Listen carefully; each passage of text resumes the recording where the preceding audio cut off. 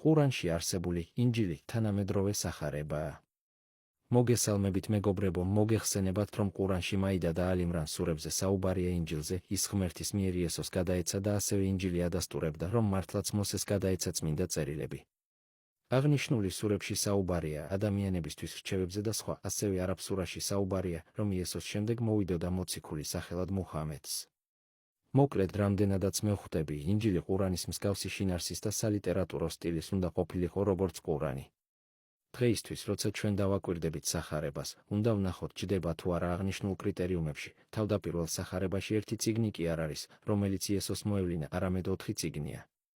და არც გავს ღმერთის მიერ იესოსთვის მოვლენი წიგნს და ასევე სახარებას არც აქვს პრეტენზია, რომ იესომ დაწერა სახარება იგი.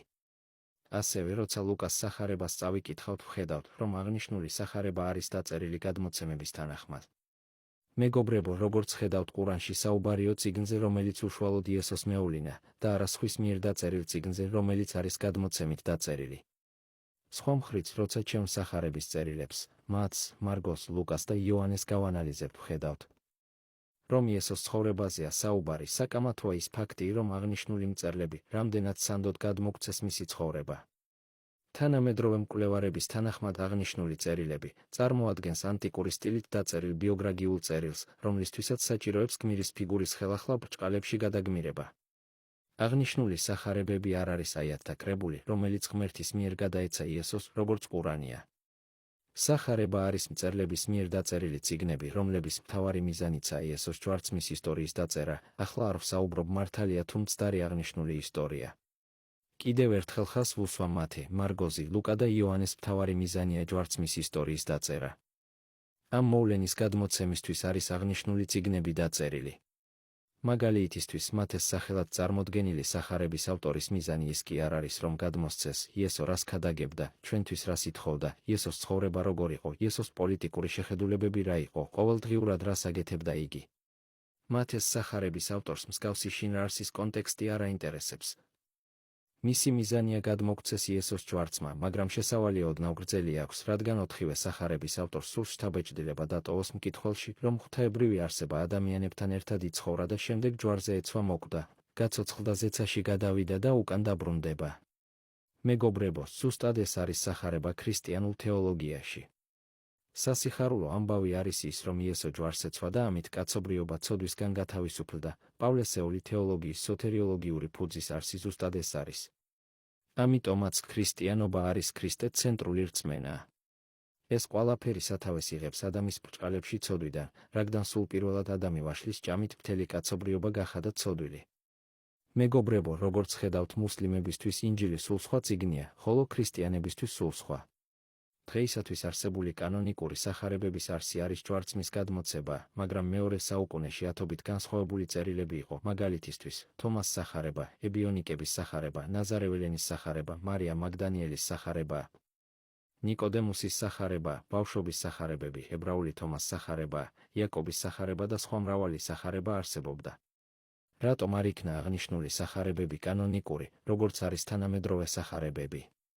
მაგალითად, ქრონოლოგიურად თომას სახარება ადრეული ხალის სახარებას მიეკუთვნება და ასევე აღნიშნული სახარება შედგება იესოს სიტყვებისგან. რატომ არ არის თომას სახარება კანონიკური? იმიტომ, რომ ქრისტიანული სამყაროს მოთხოვნილებებს არ აკმაყოფილებს, რადგან იმ წიგნში არ არსებობს ჯვარცმა. ეკლესიის მამები შეიკრიბნენ და აღიარეს 4 სახარება კანონიკურად, დანარჩენი კი არაკანონიერად გამოაცხადეს, როგორებიც იყვნენ ირინეოს ლიონელი, ტატიანე, მარკიონი, მესამე-მეოთხე საუკუნეში არსებული კონსილები. ეკლესიის მამებმა აღიარეს, რომ მათე, მარკოზი, ლუკა და იოანე არის კანონიკური და ისლამური სამყარო ვალდებულია, რომ თქვენი წმინდა მამების მიერ აღიარებული წიგნები აღიაროს. მოკლედ, რომ ვაკვირდებით 4 სახარებას და ყურანში გადმოცემულ ინჯილს, მე პირადად ვფიქრობ, რომ ერთმანეთთან თავსებადი არ არის, 2 განსხვავებული წიგნებია. შეიძლება ვცდები, მაგრამ აღნიშნული მონაცემებიდან გამომდიანერ, ჩემი აზრით ინჯილი ვერ იქნება თანამედროვე კანონიკური სახარებები. ამ მხრივ, კითხვა ჩნდება, სად არის ყურანში გადმოცემული ინჯილი.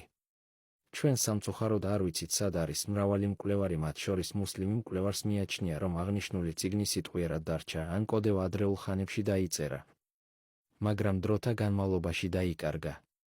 თუ კი დაიწერა ჩვენ თანამედროვე ქრისტიანობას 21 საუკუნის განზომილებიდან ვუყურებთ, მაგრამ მესამე-მეოთხე საუკუნეში განახოვებული სურათი გვხვდება, მაშინ მრავალი მიმდინარეობები არსებობდა, როგორიც იყვნენ სამების მიმდევრები, დინამიკური მონარქიანისტები, ებიონიკები, ნაზარეველები, ბიზანტიელი თეოდოსის მიმდევრები, სამოსატელი პავლეს მიმდევრები, არტემონის მიმდევრები და სხვა მრავალი მაშინ სხვადასხვა შეხედულების ადამიანები იყვნენ, სულ ყველა მათგანი კანიკვეთეს კრებების შედეგად და გაიმარჯვა სამების მიმდევრები. დანარჩენი სულ ყველა განდევნეს ან გაანადგურეს. მაგალითისთვის, ებიონიკები სულ სხვა წიგნს აღიარებდნენ და არა 4 სახარებას. საიდან ვიცით? იცით წმინდა მამების ჩანაწერებიდან, ანუ ებიონიკების მოწინააღმდეგე მხრიდან. ებიონიკების წიგნი დღეს არ არსებობს, მაგრამ ჰქონდათ წიგნი. ჩვენ ამ მიმდინარეობების შესახებ ძალიან ცოტა რამე ვიცით, რადგან ისინი ტრადიციის მიღმა დარჩნენ და მათი წმინდა წიგნები განადგურდა დღეისათვის არ არსებობს. ასევე დღეისათვის არიოსის მიმდევრებისგან რა დარჩა? ის მე-4 საუკუნეში ყველაზე დიდი გარყვნილად მოიხსენიებოდა ტრადიციის თანახმად, მას მრავალი წიგნი ჰქონდა, არიოსის მიმდევრებისგან რა დარჩა? არაფერი, მხოლოდ მოწინააღმდეგების ჩანაწერებიდან გებულობთ ინფორმაციას.